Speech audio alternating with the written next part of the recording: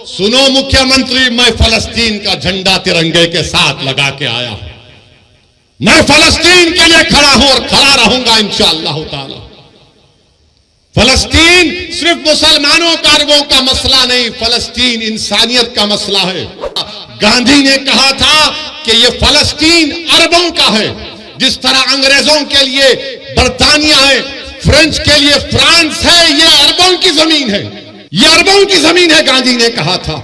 से सलाहुद्दीन आएगा जब तुम जिना करते हो? कहां से सलाहुद्दीन आएगा जब तुम अपने हाथ से अपने भाई का कत्ल करते हो? कहां से सलाहुद्दीन पैदा होगा जब हमारी बेटियां गुनाह करती हैं? सलाहुद्दीन कैसे पैदा होगा? जब तुम नेक बनोगे, जब तुम गुनाहों से दूर रहोगे। अल्लाह तेरी पूरी कायनात में कोई ऐसा नहीं है जो इन गरीबों की मदद कर सके, मगर अल्लाह तू जमीन व आसमान का खालिक है, तेरे खजाने में कोई कमी नहीं आएगी। अल्लाह तू कुन फयकून फरमा दे परवरदिगार। अल्लाह उनको कोई खाना नहीं दे रहा, अल्लाह तू रज़्ज़ाक़ है, उनको रिज़्क़ दे दे। अल्लाह कोई इनको पानी नहीं दे रहा, तू आसमानों से बारिश को बरसा दे। अल्लाह इनके पास दवा नहीं है, तू शाफी है, अल्लाह उनकी शिफात फरमा दे। परवरदिगार आज इस जमीन पर जो लोग हक के लिए काम कर रहे हैं उनकी मदद फरमा। अल्लाह जालिमों के जुल्म से छुटकारा दिला दे। अल्लाह तशद्दुद को खत्म कर दे। हमारी अल्लाह से दुआ है कि अल्लाह नबी करीम सल्लल्लाहु अलैहि वसल्लम के सदक़े तोफैल में फलस्तीनियों की मदद फरमा। अल्लाह उस इलाके को अमन का गहवारा बना दे। कि गाजा में खून रेजी हो रही है, गाजा में नस्ल कशी हो रही है, गाजा में मीडिया ने रिपोर्ट किया कि 6 दिन के अंदर 6000 बम ज़ायनिस्ट ताकतें बरसाई हैं। इजराइल गाजा में एक छोटी सी जगह है, गाजा 20-21 लाख की, 6 दिन में 6000 बम गाजा पर गिराए गए हैं। और वही जब आइसिस से मुकाबला कर रहे थे पूरे ममालिक, ये पूरा आइसिस कोएलिशन के नाम से था, तो वो लोग 1 महीने में 2500 बम आइसिस पर गिराए थे और गाजा में 6 दिन में 6000 बम गिराए गए। आप अंदाजा लगाओ, अगर यहां पर कोई 10 मिनट तक सिर्फ पटाखे फोड़ना शुरू कर देगा तो आप 2-3 मिनट के बाद बोलेंगे कि भाई बड़ी बेचैनी हो रही है, बस करो। सोचो थोड़ी देर के लिए कि 6 दिन में 6000 बम ये जालिम इस्राएली हुकूमत गाजा पर बरसाती है। दुनिया खामोश है, जो बड़ी बड़ी बातें करते हैं ये दौलतमंद ममालिक, क्योंकि मरने वाला फलस्तीनी है। यकीनन जो तशद्दुद होगा, वायलेंस होगा, हम कंडेम करते हैं उसको, चाहे कोई भी करो, वायलेंस रास्ता नहीं है। मगर ये बताओ ये कौन से वायलेंस है? ये तो नस्ल कशी है, ये तो आप उनको खत्म कर रहे हैं, आप उनको बिल्कुल खत्म, सफ़े हस्ती से मिटाना चाहते हैं, जिसको अंग्रेजी में कहते हैं एथनिक क्लेंसिंग हो रहा है फलस्तीनियों का। मैं बताना चाहूंगा आपको कि 2016 साल से गाजा में महासिरा है। 16 साल से कोई बाहर जाना है तो उसको परमिशन, कोई अंदर आना है तो उसको इजाजत लेना पड़ता है। आपने देखा ना कोविड में क्या हुआ था? कोविड में क्या हुआ था कि कोविड में बगैर पास के नहीं कोई नहीं निकल सकता था। 16 साल से फलस्तीनियों को उस तरह का बर्ताव किया जा रहा है। पीने का पानी नहीं है, लाइट उनकी बंद कर दी गई क्योंकि इजराइल के पास से बिजली आती है। 16 साल से महासरे में, अरे समंदर है, मच्छी नहीं पकड़ने देते ये ज़ायनिस्ट लोग। और उस 21 लाख में 50% आबादी 18 साल की, 20 साल के नौजवानों की है। और आपको जानकर तकलीफ होगी कि 2008 से 6407 फलस्तीनियों को ज़ायनिस्ट लोग मार दिए, जिसमें से 18 साल के कम उम्र 1437 बच्चे थे और अब इजराइल एक फास्फोरस चीज आती उसको उसका बम गिरा रहा है, यानी जब वो गिरता है तो बिल्डिंग को पिघला देता है, अगर जिस्म पर गिरता है तो चमड़ी से हड्डी को गला देता है। यह जुल्म गाजा के लोगों पर किया जा रहा है और अमेरिका, बर्तानिया, ये यूरोप, ये फ्रांस जब बड़ी बड़ी बातें करते हैं, आज गूंगे बनकर बैठे कि मासूम लोगों को, अरे 80 साल से लड़ रहे हैं अपनी फलस्तीन और मस्जिद अक्सा और बैतुल मुकद्दस के लिए। मेरे अजीज दोस्तों और बुजुर्गों, ये बात कहना जरूरी था, इसलिए जरूरी है कि अगर गाजा का नाम आए, फलस्तीन का नाम आए, मस्जिद अक्सा का नाम आए, बैतुल मुकद्दस का नाम आए और तुम्हारे और हमारे दिलों में हरारत ईमानी पैदा नहीं हुए तो फिर तुम इंसान कहलाने के लायक नहीं हो। अगर हम इनकी मदद नहीं कर सकते, हम दूर हैं, मगर जज्बात से कर सकते हैं और करना चाहिए। अगर जज्बात भी नहीं है तो मुस्लिम शरीफ की हदीस है कि आका ने फरमाया कि तुम मुनाफिक हो।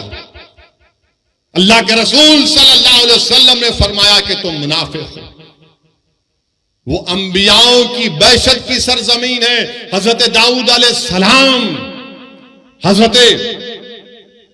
अलैहिस्सलाम, सुलेमान और ईसा अलैहिस्सलाम की बैशत की सरजमीन है। हजरत इब्राहिम अलैहिस्सलाम की खबर, हजरत मूसा अलैहिस्सलाम की खबर वहां पर है। मेरे अजीज दोस्तों और बुजुर्गों, काबतुल्लाह को तूफान नूह के बाद अल्लाह के हुक्म पर हजरत इब्राहिम अलैहिस्सलाम ने काबतुल्लाह को बनाया और 40 साल के बाद अल्लाह के हुक्म के बाद मस्जिद अक्सा को हजरत सुलेमान अलैहिस्सलाम ने बनाया। और दुनिया को हम बताना पड़ेगा कि हमारा रिश्ता फलस्तीन से, गाजा से, मस्जिद अक्सा से, बैतुल मुकद्दस से क्या है। जब तक कुरान में वो आयात है कि असरा में अब नहीं, जब तक कुरान में ये सूरा रहेगा, सुबह क़यामत तक हमारा रिश्ता फलस्तीन और गाजा से रहेगा।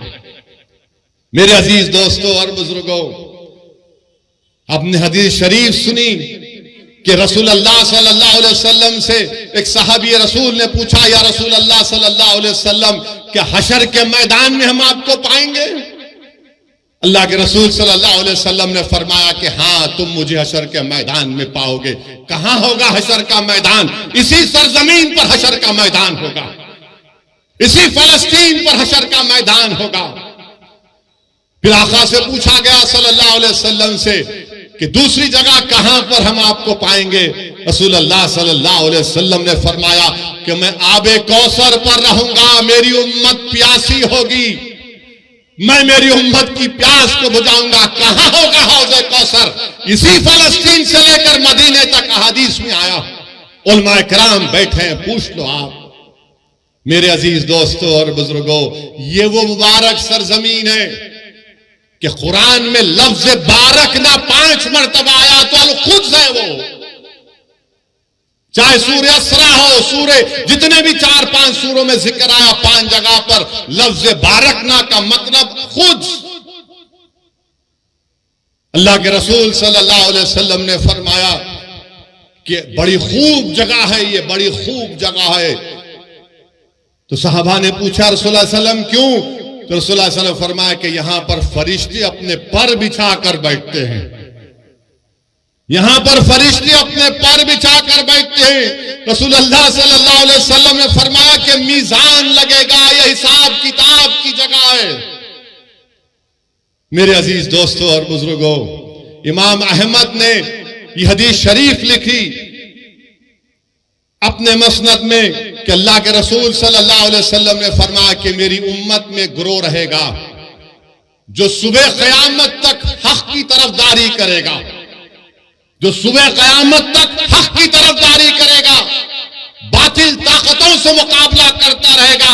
उनके पास दौलत नहीं होगी मगर हक की तरफदारी करते रहेंगे कि क़यामत भी आ जाएगी। तो सहाबा इकराम ने पूछा, है रसूल अल्लाह वो कौन सी जगह होगी? तो आक़ाए दो आलम सल्लल्लाहु अलैहि वसल्लम ने फरमाया अल-कुद्स, अल-कुद्स, अल-कुद्स।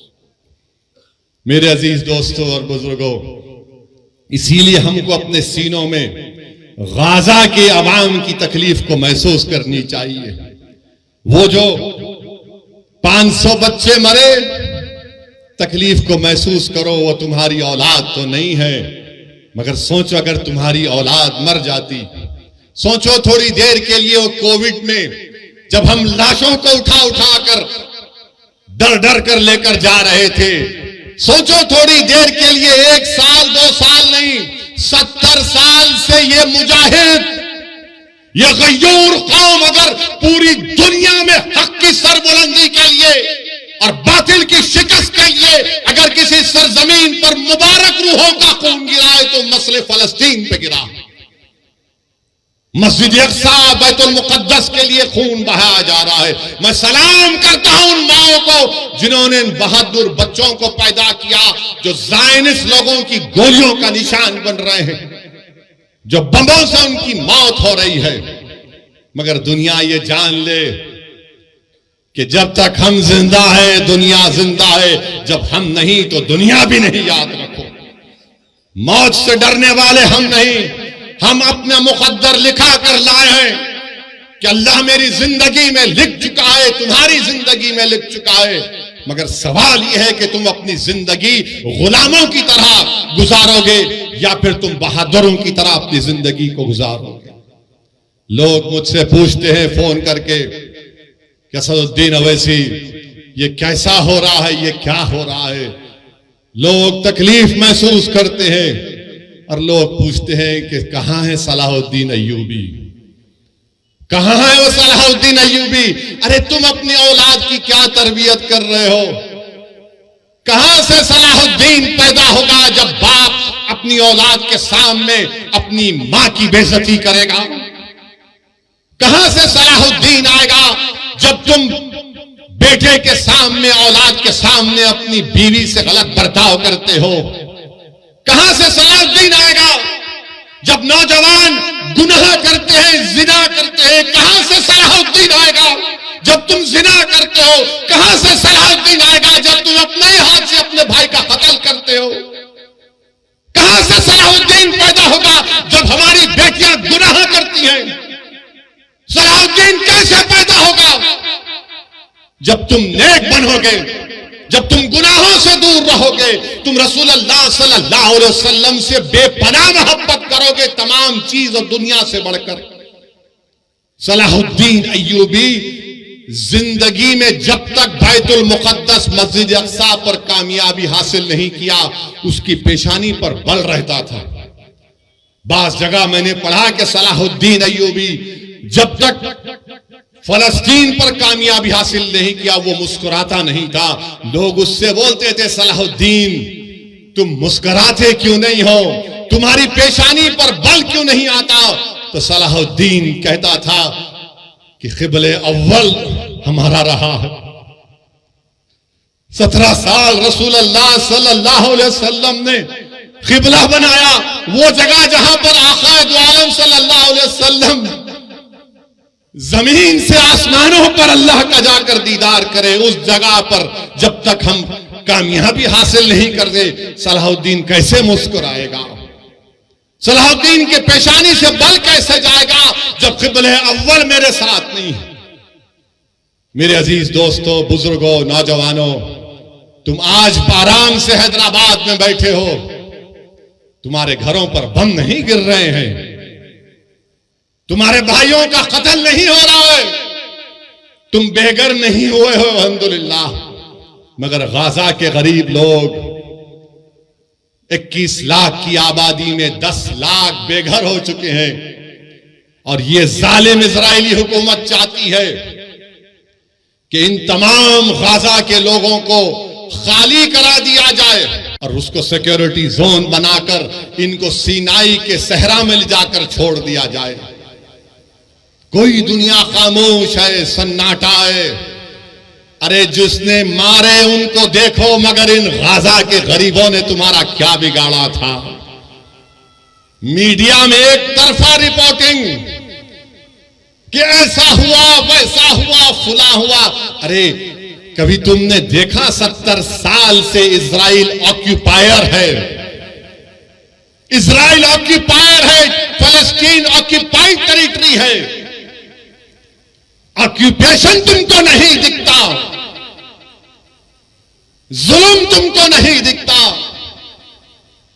बताओ, जिसके पास कमजोर है, जालिम जुल्म कर रहा है तो जालिम का साथ दिया जा रहा है, और जिसको बेघर कर दिया गया। आपको मालूम कब मसला पैदा हुआ? 1918 में। समझाने के लिए कह रहा हूं नौजवानों, जब तुम बड़े हो गए, ये मुस्तकबिल तुम्हारा है नौजवानों। 1918 में यही ज़ायनिस्ट लोग वहां पर गए, बरतानिया से साजबाज किया और 1918 से फलस्तीनियों को भगाने का प्रोग्राम बनाया। और फिर 13 मई 1948 में 18 से लेकर 48 तक फर्स्ट वर्ल्ड वॉर हुई। उसके बाद से तरीके से, साजिशों से फलस्तीनियों को मारा गया, भगाया गया। और उसके बाद क्या हुआ? 20-25 साल के अरसे में, जिसको फलस्तीन की तारीख में नकबा कहते हैं, कितने लोग बेघर हो गए? 1.5 करोड़ फलस्तीनियों को भगा दिया गया। और फिर 67 की जंग हुई तो हमने मस्जिद अक्सा को खो दिया, उस मुबारक जगह को खो दिया जहां पे आक़ाए दो आलम सल्लल्लाहु अलैहि वसल्लम तमाम रसूलों और नबियों की नमाज इमामत की थी। और उस वक्त से वो फलस्तीनी लड़ रहे हैं। फलस्तीन का मसला सिर्फ अरबों का मसला नहीं, फलस्तीन का मसला सिर्फ मुसलमानों का मसला नहीं, फलस्तीन का मसला हर उस इंसान का मसला है जो इंसाफ चाहता है, जो इंसाफ चाहता है। और जो पूछते हैं कि सलाहुद्दीन कहां आएगा, अरे सलाहुद्दीन को आने के लिए तुमको नेक बनना पड़ेगा। जब ईसाइयों ने मस्जिद अक्सा और बैतुल मुक़द्दस पर कब्जा किया, क्रूसेडर्स ने एक दिन में 70,000 मुसलमानों का कत्लेआम हुआ। उनके घोड़े गिर जाते थे, इतना खून था। मगर जब सलाहुद्दीन अय्यूबी ने फलस्तीन बैतुल मुक़द्दस पर कामयाबी हासिल की और तमाम ईसाई लोग जमा हुए, बोले कि सलाहुद्दीन अब तुम हमसे क्या करोगे? तो सलाहुद्दीन अय्यूबी ने कहा कि मैं वो नहीं करूंगा जो तुमने किया था। मैं रसूल अल्लाह सल्लल्लाहु अलैहि वसल्लम के गुलामों का गुलाम हूं, तुमको मैं माफी देता हूं, जाओ, तुम्हारी जान को भी कोई हाथ नहीं लगाएगा। यही सलाहुद्दीन अय्यूबी के पास एक कबीला था जो दीन इस्लाम को कबूल नहीं करता था। सलाहुद्दीन अय्यूबी ने जोर जबरदस्ती नहीं की। एक कबीले की एक औरत आई सलाहुद्दीन अय्यूबी के पास और आकर कहा कि सुल्तान, मेरे 4 बच्चे गायब हैं, मेरे बच्चों को वापस लेकर आओ। Salahuddin Ayyubi Fatih फलस्तीन, Fatih Betul मुक़द्दस उठता है, अपने जिस्म पर जर्रा पहनता है, तलवार उठाता है। वो औरत खातून कहती है, कहां जा रहे सुल्तान? तो कहा, तेरे बच्चों को तलाश करने जा रहा हूं। वो हैरान होकर पूछती, आप जाएंगे मेरे बच्चों के लिए? बोले, हां, तेरे बच्चे मासूम हैं। फजर को निकलता सलाहुद्दीन अय्यूबी, ज़हर हो जाती है। ज़हर से असर के करीब जब सलाहुद्दीन अय्यूबी इन बच्चों को देखता है, बच्चे डरे हुए हैं, सहमे हुए हैं, उनको गोद में उठाकर अपनी मां के पास जब लेकर आता है तो बच्चे, उसमें से जो बड़ा उम्र का बच्चा था 13-14 साल का, वो फर्त मसरत में अपनी मां की तरफ दौड़ता है कि अम्मा अम्मा। तो उस मां ने क्या किया? उस मां ने उस बच्चे के मुंह पर एक जोरदार तमाचा मारा और कहा कि जा, सलाहुद्दीन के कदमों में गिर जा। ये वो नबी मोहम्मद सल्लल्लाहु अलैहि वसल्लम का गुलाम है, अगर ये ऐसा है तो उसका रसूल कैसा रहमत वाला होगा। ये सलाहुद्दीन अय्यूबी था। मेरे अजीज दोस्तों और बुजुर्गों, नौजवानों, इसीलिए कह रहा हूं कि तुमको नेक बनना पड़ेगा। और याद रखो इस बात को, जब तुर्कों की हुकूमत थी, सल्तनत उस्मानिया की हुकूमत थी, तुम्हारा ख्याल यह है कि तुम्हारा मिजाज ये है कि तुम अपने फोनों पर, टीवी पर अर्तुगरुल देखकर खुश हो जाते, तुम उस्मान का सीरियल देखकर खुश हो जाते। मगर क्या तुमको मालूम कि जब तक 400 साल तुर्कों की हुकूमत थी, मस्जिद अक्सा हमारे पास थी, मगर जब तुर्कों से इख्तिदार इत्तेहाद जब कमजोर हुआ, कबीलों की बुनियाद पर, असबियत की बुनियाद पर जब इत्तेहाद पारा पारा हो गया, तो सबसे पहली चीज जो हमारे हाथ से चले गई वो मस्जिद अक्सा और बैतुल मुक़द्दस हमारे हाथ से चला गया। इसीलिए मेरे अजीज दोस्तों और बुजुर्गों, इत्तेहाद को मजबूत रखो, याद रखो। तुमको हम तमाम, मुझसे तुमको नफरत होगी, मगर मेरी और तुम्हारी ख्वाहिशों से ज्यादा और अहमियत का काम इत्तेहाद है। असदुद्दीन ओवैसी यकीनन कमजोर है, मगर याद रखो ये इत्तेहाद तुम्हारे लिए और मेरे लिए, आने वाली नस्लों के लिए जरूरी है। हमने इत्तेहाद को खोया तो मस्जिद अक्सा निकल गई हमारे हाथ से, मस्जिद अक्सा हमारे हाथ से निकल गई। तो इत्तेहाद को मजबूत रखो। बुजुर्गों, नौजवानों, मेरी इज्जतदार मां और बहनों, इस गुनाहगार की गुजारिश यही है कि अपने इत्तेहाद को मजबूत रखो। तुम्हारा इत्तेहाद कमजोर होगा तो ये तारीख तुमको बता रही है कि हमने क्या खोया। हमने क़िबले अव्वल को खो दिया।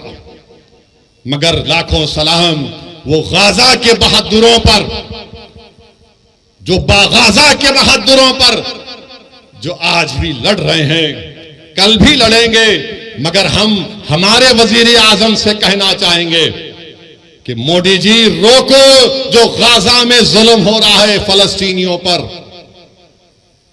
आपने कहा कि India stands in solidarity with the Palestinian people, तो सॉलिडारिटी दिखाओ। रोको उन लोगों को। 21 लाख में से 10 लाख लोग बेघर हो चुके हैं। वो शैतान नेतन्याहू जालिम है, वॉर क्रिमिनल है, वो जो ढकेल रहा है फलस्तीनियों को, ढकेल रहा है कि घरों को बर्बाद, 6000 बम गिराए गए। हम भारत के वजीर आजम को बताना चाह रहे कि महात्मा गांधी ने क्या कहा था। गांधी ने कहा था कि ये फलस्तीन अरबों का है। जिस तरह अंग्रेजों के लिए बर्तानिया है, फ्रेंच के लिए फ्रांस है, ये अरबों की जमीन है, ये अरबों की जमीन है, गांधी ने कहा था। मगर अफसोस की बात यह है कि आज हमारी हुकूमत खामोश बैठी हुई है। क्यों खामोश बैठी हुई है? अगर हम पूरी दुनिया में एक सुपर पावर बनना चाहते हैं, अगर हम अक़वाम मुत्तहिदा की सिक्योरिटी काउंसिल में मेंबरशिप चाहते हैं वोटिंग राइट के साथ, तो फिर हमारी हुकूमत को, हमारे मुल्क को ये जो वॉर क्राइम्स इजराइल कर रहा है उसकी मजम्मत करनी चाहिए। जो फलस्तीनियों को गाजा से निकाला जा रहा है उनकी मदद करनी चाहिए, रोकना चाहिए। अरे उनको पानी दो, दवा दो, लाइट दो। ये कौन सा जुल्म है कि तुम उनको मार रहे हो? बेहतरीन से बेहतरीन हथियार अमेरिका दे रहा है, अरे आप इन पर हथियार बरसा रहे। मेरे अजीज दोस्तों और बुजुर्गों, अभी हमारे मुल्क के चीफ मिनिस्टर ने कह दिया, क्या कहा उन्होंने कि अगर कोई फलस्तीन का नाम लेगा तो उसको बुक कर दो। सुनो मुख्यमंत्री, मैं फलस्तीन का झंडा तिरंगे के साथ लगा के आया, मैं फलस्तीन के लिए खड़ा हूं और खड़ा रहूंगा इंशाअल्लाह ताला। फलस्तीन सिर्फ मुसलमानों का, अरबों का मसला नहीं, फलस्तीन इंसानियत का मसला है। और हम उस बाबा मुख्यमंत्री से कहना चाहेंगे, अगर आपको केस बुक करना है तो वजारत खारजा MEA पर केस बुक करना पड़ेगा। अगर कहीं यूपी में मोदी जी आ गए तो उन पर भी केस बुक करना पड़ेगा आपको। मेरे अजीज दोस्तों और बुजुर्गों, मेरी आप तमाम से गुजारिश है कि अपनी दुआओं में इन गाजा के मजलूमों के लिए दुआ करिए। हम इस मुबारक शब में अल्लाह से दुआ करते हैं कि अल्लाह तुझे तेरे हबीब मोहम्मद मुस्तफ़ा सल्लल्लाहु अलैहि वसल्लम का वास्ता, तो इन गाजा के लोगों की हिफाजत फरमा दे। अल्लाह हम तुझसे तेरे हबीब का वास्ता देकर भीख मांगते हैं या अल्लाह इनकी जानों और माल की हिफाजत फरमा। परवरदिगार इनकी गैब से मदद फरमा। या अल्लाह तेरे हबीब का इरशाद है कि सुबह क़यामत तक एक गिरोह रहेगा जो हक की तरफदारी करेगा। या अल्लाह उस सरजमीन पर जहां पर हशर का मैदान होगा, या अल्लाह उस सरजमीन पर जहां पर आबे कौसर होगा, या अल्लाह उस सरजमीन पर जहां पर मीजान होगा, या अल्लाह जिस सरजमीन पर पूरों को तू इकट्ठा करेगा, परवरदिगार वहां पर जालिम जुल्म कर रहा है। या अल्लाह मदद फरमा गाजा के लोगों की, अल्लाह गाजा के लोगों की हिफाजत फरमा। परवरदिगार तुझे तेरी रहमत का वास्ता अल्लाह तू रहम फरमा दे।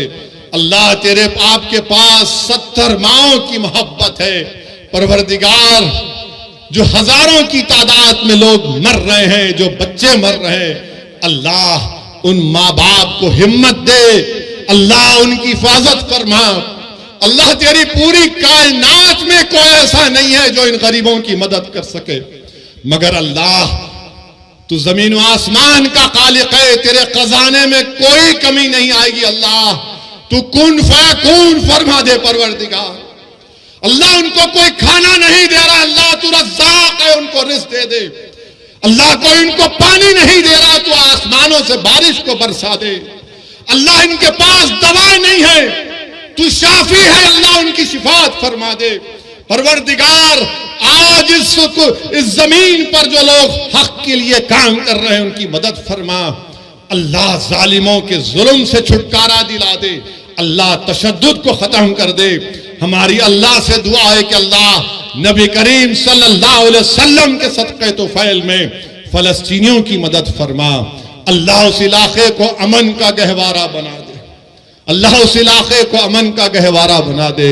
अल्लाह हमारे मुल्क में अमन को मजबूत फरमा दे। अल्लाह हमारे जान और माल और खास तौर से या अल्लाह हमारे ईमान की हिफाजत फरमा।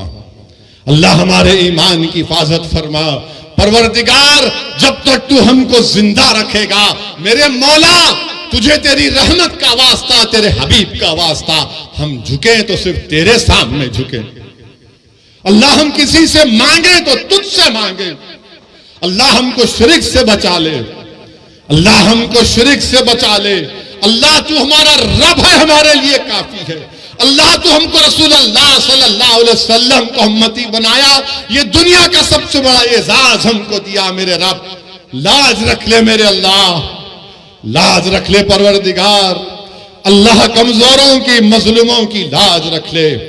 अल्लाह इनकी हिफाजत फरमा जो बेसरो सामानी में अल्लाह जानवरों से बदतरीन सलूक गाजा में किया जा रहा है। अल्लाह गाजा के उन गरीबों की मदद फरमा। अल्लाह हमारे वतन अजीज में अमन को मजबूत कर दे, जालिमों के जुल्म का छुटकारा दिला दे। अल्लाह जो लोग हक के लिए मेहनत कर रहे हैं, अल्लाह उनको कामयाब कर दे। अल्लाह हमारे इत्तेहाद को मजबूत फरमा। परवरदिगार हमारे इत्तेहाद को मजबूत फरमा। अल्लाहुम्मा सल्लि अला सय्यिदिना मुहम्मदिन अब्दिका रसूलिका रब्बि उम्मिल आलि सहाबि सल्लिम। सुब्हान रब्बिका रब्बिल इज्जति अम्मा यसिफून व सलामुन अलल मुरसलीन वल्हम्दुलिल्लाहि रब्बिल